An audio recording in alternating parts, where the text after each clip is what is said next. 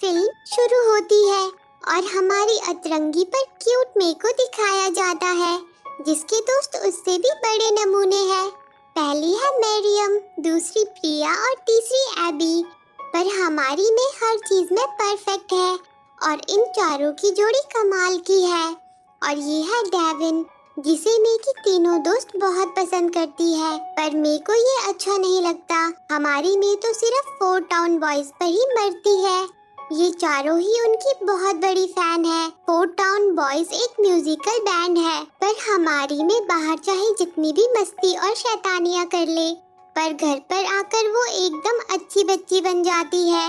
मे अपनी मॉम की सारी बातें मानती है और हर काम में उनकी मदद करती है। और वो अपने प्राचीन मंदिर के बारे में टूरिस्टों को भी बताते हैं, जहाँ वो अपने पूर्वजों को पूजते हैं, जिसमें सनी उनकी सबसे विद्वान पूर्वज है।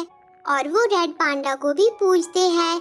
और कुछ इस तरह की जिंदगी है हमारी प्यारी मे की। पर आज बेचारी मे के सपनों पर पानी फिर जाता है, जब उसे ये पता चलता है कि उसकी मॉम को 4 टाउन बॉयज बिल्कुल भी पसंद नहीं है। यहाँ तक कि वो उसकी दोस्तों को भी पसंद नहीं करती। पर मे फिर भी सब कुछ भूल भाल के अपने होमवर्क में लग जाती है और तभी वो एक पेंटिंग बनाती है और वो लड़का बिल्कुल डेविन जैसा दिख रहा होता है। मे कहती है कि पता नहीं ये मरियम को क्यों अच्छा लगता है, मुझे तो ये क्यूट भी नहीं लगता। पर उसे बनाते बनाते मे को कुछ फील होने लगता है। मे छुपकर अपनी और डेविन की पेंटिंग्स बना डालती है, पर तभी मे की मॉम वहाँ आ जाती है। मे मॉम से अपनी डायरी छुपाने की कोशिश करती है, पर वो उन पेंटिंग्स को देख लेती है और फिर क्या था, वो मे को लेकर डेविन की शॉप पर पहुँच जाती है, जहाँ मे का क्लासरूम डायलर भी होता है। मे की मॉम डेविन को बहुत डांटती है और वो भी उस बात पर जो कि उसे पता भी नहीं थी। बेचारी मे तो शर्म से लाल हो जाती है, पर वो अपनी मॉम को कुछ नहीं कह पाती। फिर घर आकर मे बहुत परेशान हो जाती है। वो खुद से ही गुस्सा हो जाती है और कहती है कि ऐसा दोबारा नहीं होना चाहिए। फिर मे सो जाती है।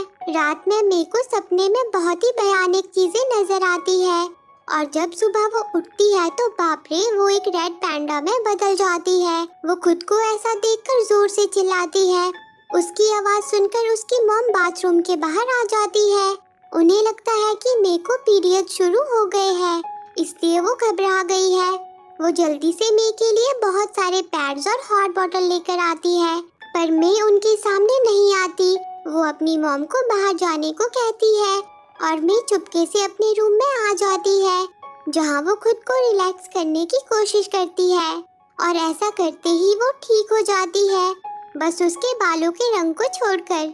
पर जैसे ही वो एक्साइटेड होती है तो वो दोबारा पैंडा में बदल जाती है, जिससे मे को पता चल जाता है कि उसे शांत और रिलैक्स रहना है। फिर मे टोपी पहनकर स्कूल पहुंच जाती है, जहां डायलर मे को चिढ़ाने के लिए उसकी और डेविन की फोटो चिपका देता है। मे उसे देखकर गुस्सा हो जाती है और उसकी पूंछ निकल आती है।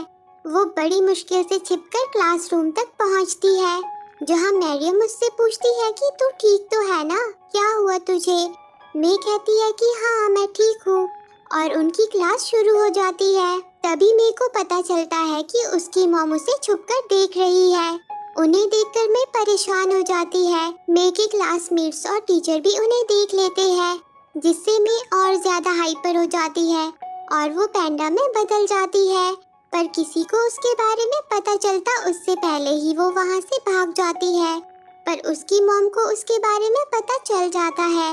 वो उसके पीछे जाती है। वहीं बेचारी मे बड़ी मुश्किल से कूद फांद के अपने घर पहुँच जाती है।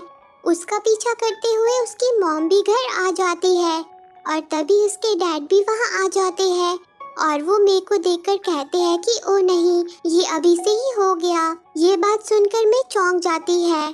तब मे की मॉम उसे बताती है कि हमारी पूर्वज सनी रेड पैंडास को इतना पसंद करती थी कि उन्होंने खुद एक पैंडा बनने की मन्नत मांगी। तब जंग का वक्त चल रहा था। फिर रक्त पूर्णिमा की रात उनकी मन्नत पूरी हो गई, जिससे वो अंतर्वन की शक्ति से पैंडा बन सकती थी। उससे उन्होंने दुश्मनों को मार भगाया। सनी ने ये शक्ति अपनी बेटियों को भी दी और इसी तरह ये शक्ति पीढ़ी दर पीढ़ी आगे बढ़ती गई। पर बाद में ये वरदान एक मुसीबत बन गया। पर इसे ठीक किया जा सकता है। मैं भी तो इससे बाहर आई हूँ, तुम भी आ जाओगी। अगली रक्त पूर्णिमा की रात को एक पूजा होगी और तुम्हारे रेड पांडा की आत्मा को किसी लॉकेट में बंद कर दिया जाएगा। उसके पापा कहते हैं कि रक्त पूर्णिमा अगली 25 तारीख को है, जिसमें अभी 1 महीना है। तब उसकी माँ कहती है कि तुम्हें सब्र रखना होगा, में सब ठीक हो जाएगा। फिर अगले दिन बेचारी में अपने पैंडा को कंट्रोल करने की बहुत कोशिश करती है, पर वो बार बार बाहर आ जाता है और तभी उसके कमरे की खिड़की पर उसकी तीनों दोस्त आ जाती है। वो उसे बताती है कि 4 टाउन बॉयज उनके शहर आ रहे हैं। ये बात सुनकर मैं खुद को रोक नहीं पाती और उन सबके सामने आ जाती है। वो उनसे कहती है कि मैं हूँ, तुम बस शांत रहो। वो तीनों उसे देखकर हैरान हो जाती है। एबी तो उससे लिपट जाती है। वो कहती है कि यार तुम तो बहुत सॉफ्ट हो। फिर मैरियम उससे पूछती है कि ये कैसे हुआ। तब मैं उन्हें बताती है कि ये खानदानी प्रॉब्लम है, पर मैं ठीक हो जाऊंगी शायद। और वो रोने लग जाती है। वो उनसे पूछती है कि 4 टाउन बॉयज कब आ रहे हैं। एबी कहती है कि 18th को। ये सुनकर तो मैं और भी निराश हो जाती है। वो कहती है कि तब तक तो ये बिल्कुल भी ठीक नहीं हो सकता। उसे उदास होता देखकर उसकी तीनों दोस्त उसका मूड ठीक करने की कोशिश करती है और वो उसके गले लग जाती है और उनके गले लगते ही मैं ठीक हो जाती है, जिससे उसे पता चलता है कि उसके दोस्तों के होने से पैंडा कंट्रोल में रहता है। मरियम कहती है कि हम आज 4 टाउन्स के शो में जाने के लिए घर वालों से परमिशन लेंगे, तू भी अपनी मॉम से परमिशन ले लेना।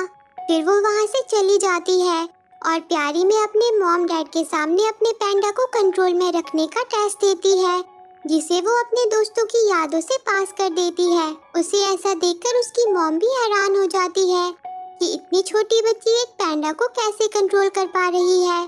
पर बेचारी मे की इतनी मेहनत के बावजूद भी उसकी मॉम उसे 4 टाउन बॉयज के शो में जाने की परमिशन नहीं देती। फिर मैं अगले दिन अपनी फ्रेंड्स को ये सारी बातें बताती है। वो भी कहती है कि हमें भी परमिशन नहीं मिली। वो चारों बहुत गुस्सा हो जाती है। फिर मैं कहती है कि जो भी हो जाए हम शो में जरूर जाएंगे, बस किसी तरह टिकट्स के पैसों का जुगाड़ करना होगा। तभी अभी कहती है कि यार मैं एक बार मेरे लिए क्यूट पैंडा बन जा, और मैं पैंडा में बदल जाती है।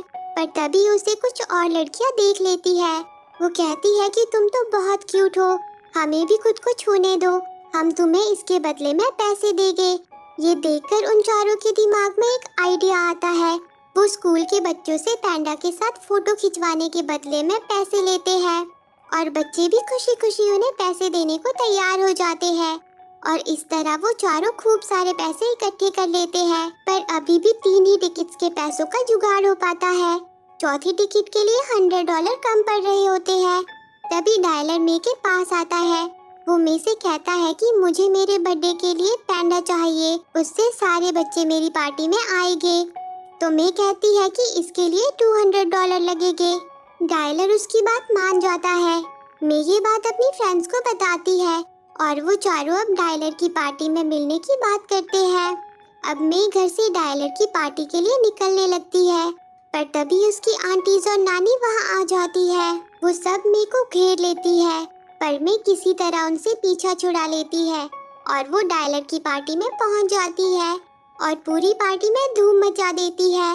सब खूब मजे करते हैं, पर दूसरी तरफ उसकी मॉम को पता चल जाता है कि वो घर पर नहीं है और वो डायलर की पार्टी में गई है। और वहाँ मे और उसकी फ्रेंड्स बहुत खुश होती है कि अब हम 4 टाउन्स के शो में जा पाएंगे। पर तभी उन्हें पता चलता है कि वो 18 को नहीं बल्कि 25 को है। इससे मैं गुस्सा हो जाती है क्योंकि उसकी पैंडा पूजा भी उसी दिन है। वो अपना सारा गुस्सा डायलर पर उतार देती है, पर तभी उसकी मॉम वहाँ आ जाती है। उसकी मॉम को डायलर के मॉम डैड के सामने शर्मिंदा होना पड़ता है।